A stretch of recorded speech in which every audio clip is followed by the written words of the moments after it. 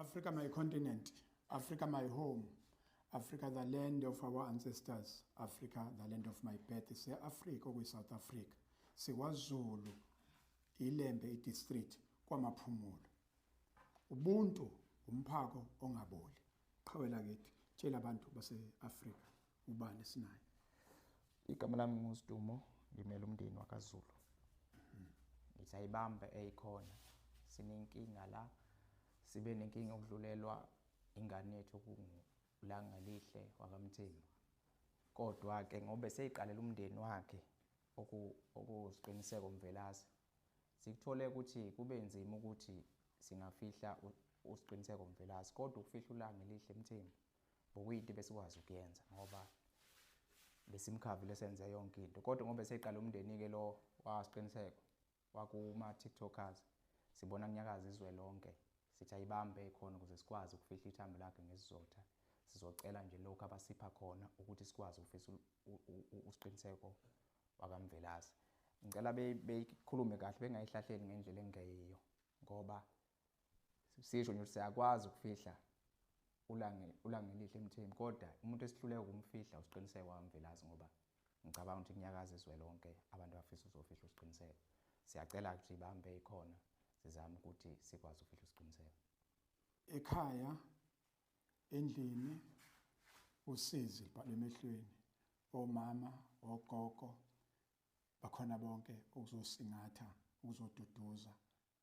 Osekusele nje ukuthi njoba isho insizwa engumalume ethi ayibambe ekhona, kwenze ukuthi-ke ithambo lifihlwe ngendlela enezizotha, ithambo lengane. Siyabonga kakhulu. Ubuntu umphako ongaboli, kusho laphana ubaba Ayanda Msuli, oduma kakhulu ebhakede eselisiza abantu abaningi e-South Africa, lapho behambele kubola insizwa esanda kusishiya emhlabeni, Langalihle wakaMthembu beyaziwa ngosiqiniseko lapha ku-TikTok. Lapha-ke umfowethu lo oseduze ka-Ayanda Msweli bezokhuluma nabantu base-South Africa ukubazisa ukuthi ngokwey'nhlelo ze-family bebehlele ini, njengokuthi bebenawo amandla. Banawo amandla okufihla ingane yabo, ukufihla umfowabo, umalume, ubaba omncane kwabanye, ebekhona lawo mandla lawo. Kodwa ngoba ubesekhande impilo yakhe ko-TikTok njengosiqiniseko, kunabantu asebemthanda kakhulu, kunabantu abawaziyo amagalelo akhe, kunabantu noma ayephambene nabo, kodwa hhayi ukuthi inzondo yayisingaleyo ndlela leyo, kwakukubanga lento eyayibangwa, eyayikhulumeka engaqondani kahle. Kodwa abantu abamaziyo laba abangadinga ukuthi bezombona ukuzofihla ithambo lomuntu abamaze through umaskandi, baphilisana naye ngendlela abaphilisane ngayo.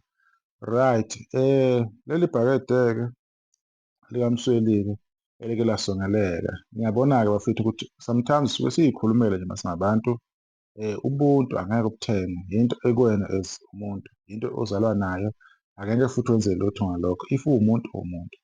Izinto ey'njengalezi zinceda kakhulu, zihamba indlela ende, yilokho nje kumele sikwazi.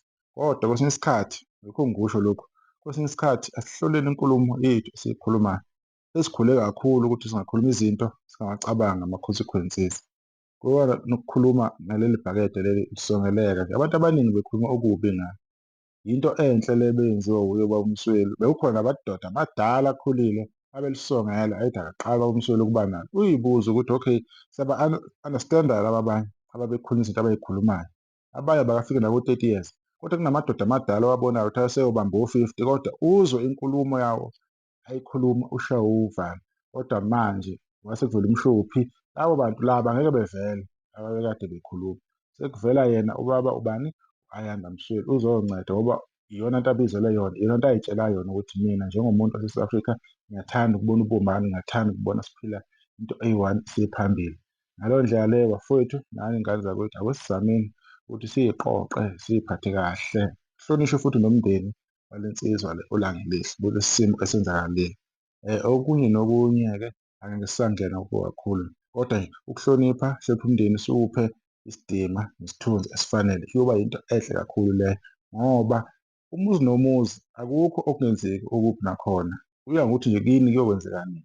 So siyibheke-ke izinto-ke sizame ukuzi-avoid-a singay'tholi sesenza ngendlela e-wrong.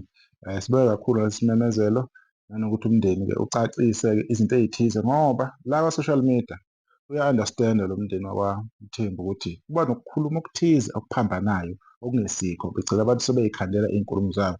Manje leyo nto leyo ngcono beyicacisa bese ukuthi cha isimo sikanje, ingane yethu singakwazi, umfowethu singakwazi ukuthi simenzele le nto lena kodwa ngenxa yokuthi besiphila nani kunabantu abangafisi ukuthi befake ini isandla ngandlela thize angeke sabanqabela because besephila nabo besezakhele ikhaya nawo.